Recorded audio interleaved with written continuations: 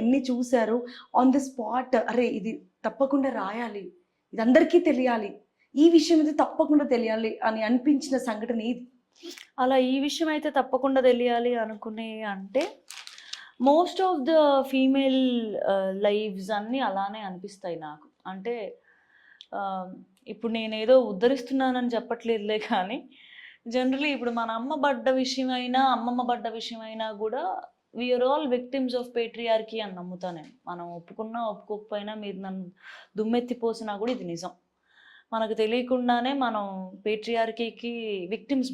మనకి కొన్నిసార్లు నా ఫ్రెండ్ ఒక అమ్మాయి రాసింది, ఆడవాళ్ళ లైఫ్స్ ఆడవాళ్ళ జీవితాలు 10% మాత్రమే జీవితాలు, మిగతా 90% అంతా వాళ్ళ హార్మోన్లకి రియాక్షన్లు అని. మన లోపల ఎన్ని హార్మోన్లు అటు ఇటుగా అవుతుంటాయో, నెల నెల ఒక ఫాలికల్ స్టేట్ ఉంటుంది, ఒక ఓవ్యులేషన్ ఉంటుంది, ఒక పిఎంఎస్ ఉంటుంది, ఒక పీరియడ్ వస్తుంది, దాని తర్వాత ఒక ప్రొడక్టివ్ వీక్, ఒక 1 వీకే ఖాళీగా ఉంటాం, మళ్ళీ సైకిల్ స్టార్ట్ అయిపోయింది. ఇన్ని హార్మోన్లు అటు ఇటు చేస్తున్నప్పుడు మన లోపల ఏమవుతుందో మనకి మనం తెలుసుకోవడానికి కొన్ని సంవత్సరాల టైం పట్టిద్ది.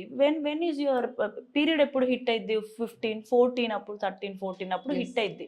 పీరియడ్ పలానా టైంలో హిట్ అయింది, నా బాడీలో ఇన్ని హార్మోన్లు అటు ఇటు అవుతున్నాయి అని అర్థం కావడానికి 20 సంవత్సరాలు వచ్చింది ఆడపిల్లకి. మనకు తెలియకుండా 21, 22 పెళ్లి చేస్తారు. ఏంటండి? కొన్ని మనం ఇన్పుట్స్ తీసుకుంటాము, కొన్ని మనము అక్కర్లేదు అనుకుంటాం. సో మీకు అట్లా ఇన్పుట్స్ ఇచ్చి మిమ్మల్ని కొంచెం ఒక డైవర్ట్ అయినా కానీ ఒక దారిలోకి తీసుకొచ్చి ఏం ఉండవండి అసలు. ఎవరు అట్లా చెప్పారు? పని కట్టుకొని ఎందుకు చెప్తారు?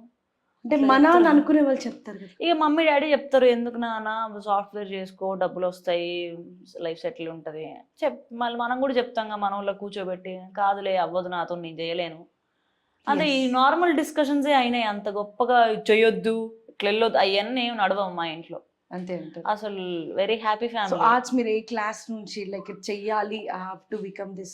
చదువుకుంది అయితే మాస్టర్స్ నుంచి చదువుకున్నానులే కానీ I started writing when I was in my 7th or 6th standard, I don't remember. ఒకవేళ అరంగేటం అది అని అనుకుంటే మరి అప్పుడే అయినట్టు, లేదు చాలా స్టడీస్లోంచి అయింది అని అంటే మరి మాస్టర్స్లో అయినట్టు, లేదు వే ఆఫ్ ఎక్స్ప్రెషన్ అనేది ఆర్ట్గా తీసుకుంటే ఇక చిన్నప్పటి నుంచి మనం కళాకారులమే.